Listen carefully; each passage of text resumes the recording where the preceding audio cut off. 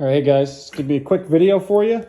If you're trying to replace your shocks on your 3rd gen Tacoma, you do not have to take off the 2 lower bolts underneath your ball joint and lower your lower control arm. What you actually can do is undo these 2 support members, this one and that one. They're held up by the frame, so you don't have to worry about like the front of your truck or anything dropping.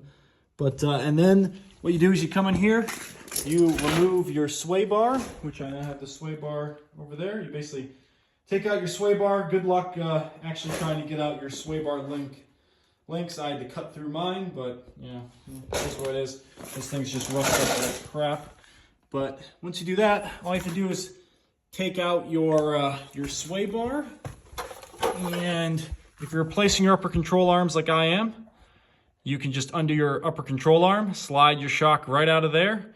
Basically what you do is you pull out your shock this way, you drop it down in through here, and then you just maneuver it out, basically out right through here, through this big open space, and then you put in the new shock. Now, I'm putting in the Bilstein 6112s, which actually are about the same length. I was worried I'd have to like start trying to compress things and pry on it.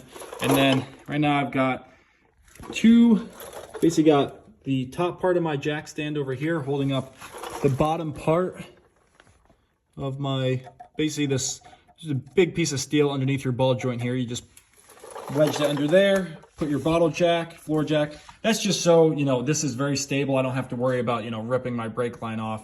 I know I could hang up my caliper, but I've got it pretty secured, so I'm not too worried. But yeah, it's got to pop in our new 6112 and we're back at it. Also, one other thing, when you are pulling it out, see that, see this metal piece right here? Be careful of that, because if you're like me, you will slip and basically cut the bottom of your wrist. Fortunately, I didn't get any of my veins or anything. That would be a very shitty day for me. But yeah, just watch out for this, because it's pretty sharp, and I bet you that it will cut you. And I can't, I guess the purpose of it is to prevent the ABS wire from getting in here, but, you know, I think they could have bent that down or done something a little different, because that is not a great design.